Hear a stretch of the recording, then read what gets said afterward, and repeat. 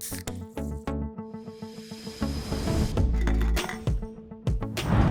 what's up guys, it's Eric with Painting Business Pro, and in this video we're going to talk about how to influence people, because that's really what you're doing as a business owner. When you're leading a team and managing people, you're trying to influence people. You know, if you go look at a lot of the challenges painting contractors have, it's, you know, my subcontractors aren't, they say it in a lot of ways, but they're not doing what I want them to do, or my sales reps aren't doing what they want me to do. And I've been getting more and more emails lately with Painting Business Pro members who are building their business and dealing with some of the issues that start to come with managing a team of people.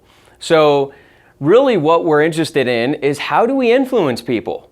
Now, obviously I'm not talking about how do we manipulate people, and that's what this whole video is about, is there's no shortcuts to this, but let's get right into it. So the first thing is just to understand that people are self-interested, right? So one of the things that you're gonna have a really hard time doing, and this is what a lot of people do, is they try to just tell people what to do.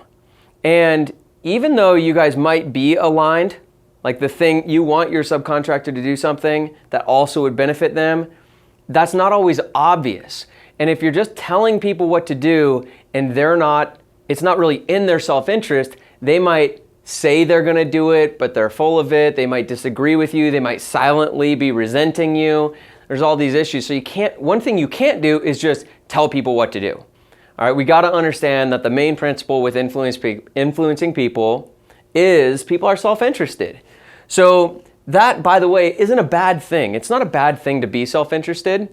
We just are self-interested, aren't we? And one of the things that comes along with my own self-interest is I'm interested in doing good, right? I'm interested in my customers being happy. I'm interested in my employees having a great life. So being self-interested isn't a bad thing. You know, in my experience, most people have really valid and valuable self-interests. And we all have the obvious ones, like we want to survive first, we want to make money, we don't have time, we want to spend time with our friends and family, we want to have a life. But we don't want to do that and like just be a schmuck in our work. No, people, for the most part, they want all those things, and they want to do good, and they want opportunities to grow. And so anyways, it's not bad to be self-interested, because being self-interested includes the things that we're interested in that are super positive, like just making a positive impact on people. So what's really important if you want to influence people is that you aren't swimming upstream. All right, trying to get people, you've got to go with the current, and the current is people are self-interested. So we got to get into that current, and that's where I can make an impact on people. That's where I can influence people. So what's really fundamental here is alignment. All right, what I mean by alignment is what I want is what they want. If that's where I'm at, it's going to be really, really easy to influence people. If we both want the same thing, then it's going to be really easy to influence people. All right, so let's look at a couple examples. So the first one we'll look at is working with subcontractors. So a common issue that may happen with subcontractors is, let's say, and this could be employee painters too, is maybe they rush through a job, right? And they leave some touch-ups. Like they try and hurry through a job. Okay, now I don't want them to do that, because then my client's like, hey, you hurried through it, and I get mad. And then what most people do is they just say, hey, you can't do that, and they just tell them what to do. All right, and that's not quite the right approach. We need to come back to, hey, if I want to influence them, I got to appeal to their self-interest. So what is a subcontractor interested in? Why are they taking a shortcut in the first place? Well, they're trying to make more money. Now, the reality is, for the subcontractors and the painters that make the most money for our company and most of the companies I work with and know, they are the ones that do the job right the first time, right? Because when a client has a problem on a job, then we've got to do touch-ups, and the second time that customer's going to look even closer, and then there's more touch-ups, and jobs always go longer when there's touch-ups. Jobs always go longer when there's cleanup. So if I want to influence my subcontractor to start to align with me in the way I want to do things, I've got to think about, here's the request I want to make of them. Hey, don't shortcut things. Use your drop cloths. Don't leave a mess. Don't leave touch-ups. That's what I want. But if I want to influence them, I got to think about, how does that benefit them? Does it benefit them? Because if I'm asking people to do things that don't benefit them, then I'm going to have a fundamental issue, which we'll get to in a second. Project managers is another example. if I've got my project managers and they're just trying to like rush through projects and they're getting upset with clients, and I don't want them to get upset with clients, I've got to figure out how is it in their best interest to go above and beyond for this client who's being kind of difficult. How's it in their best interest? Well, I know from tons of experience that going above and beyond with challenging jobs and clients is the best, fastest, most enjoyable way to complete those projects. And it's my job to educate my project manager on what I want them to do and why it's in their best interest, and that's how they'll actually do it. And then after they do it, we'll circle back and say, hey, did you see what I'm talking about? That was so much better. With my subcontractors who leave touch-ups, I can talk to them, hey, do you remember that job? That was flawless. Remember how much money you made on that one? And then remember that job that we left a bunch of touch-ups and we were there for another day and that cost you that much money? And then you see this job we just finished? See how easy that was? Like you finished that, I did the walkthrough, it was we made those final touch-ups, client was happy and we moved on. See how that's better?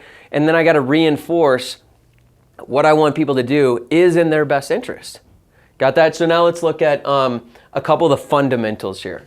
Okay, so fundamentally, this is why it's so important that you're building what I'm calling is just a truly great company. Okay, so what do I mean by building a great company? I mean that the company you're building serves everyone it touches better than anybody else does. Right? So the company I'm trying to build, the future I'm building is my customers are happier than any other customers out there. My project managers are more successful and happier and a better life balance than any other project managers in other companies. My painters, my subcontractors, my employees, my community, my vendors, I'm creating more value and serving them even better than anyone else is. If that's the future I'm trying to build, then fundamentally we're aligned, right? The future I'm building for my company is I want you to be wildly successful in your life. So if that's the company I'm trying to build and it includes, their success, then we're always fundamentally aligned. And all the actions I would take would be aligned with them being successful. So then the work you've got to do to build a really successful, thriving company and team is simply reminding people that we're aligned. Every time I'm giving coaching, it's like, hey, I'm doing it because, we're committed to the same thing. Now, if you're not committed to that, you're going to have a really hard time. If you're not committed to your team making great money and you making great money and, your customers having a great experience and your painters making great money and committed to all that, then there's going to be a problem, right? You're going to be swimming upstream. You're going to constantly run into issues. Now, the other thing is it's hard to build that kind of company. You're going to have to really level your own game up as a business owner because it's really hard to build a company where everyone is winning. It's just hard. How do I build a company where my customers are better served, I make more money, and my people make more money, and they're not overworked? Those are 4 ingredients that are really hard to put together. You've got to build great systems. You have to be a great trainer. You have to have a lot of alignment, no friction. You got to remove a lot of the BS from the company. It's not easy to do. That's what I do in my Painting Business Pro training program is help people do that. But you can start influencing people by simply making sure you've got their best interest at heart. And by the way, that the best business strategy is putting your team first. I was literally just on the phone with someone who's in the healthcare industry, who runs a sales team of health. Anyways, we were having this conversation, and there's all this friction in a company because the people at the top want to make more money. And so then there's people who are a little lower down in the chain who aren't making as much money, they get frustrated and leave. And we were having this conversation that, if they were just a little more generous, people wouldn't leave the company and they would actually be making a lot more money, right? If you start to really put your people first, help them make more money, help them be more successful, you'll actually be more successful. What I'm trying to do at my own painting companies is how do I pay my people more money? That's my focus. And you know what? That's how I'm going to build a better company. So that's how you influence people. That's the basics, at least. There's a lot more to it, of course. Managing people, leading people, building teams, dealing with conflict. All these things are really challenging things to do. That's why I teach it in my Painting Business Pro program. But hopefully this gives you a little bit of direction, especially for all of you out there who can hopefully take this immediately in with your painters and subcontractors. That's low-hanging fruit. There's a lot of mistakes painters and subcontractors make where they're hurting themselves. And then the painting contractor gets frustrated. But This is the easiest one to sort out. It'll make a huge difference for you. Start looking from, hey, this is what I want my painters or subcontractors to do. How will it benefit them? And that's the point to focus on, not how will it benefit me. When I'm talking to my subcontractor, it's here's what we need to do. I do need to do it, but also this is how it's going to benefit you. The primary part of the conversation is this is how it benefits you. And by the way, if you don't do it, I can't work with you anymore.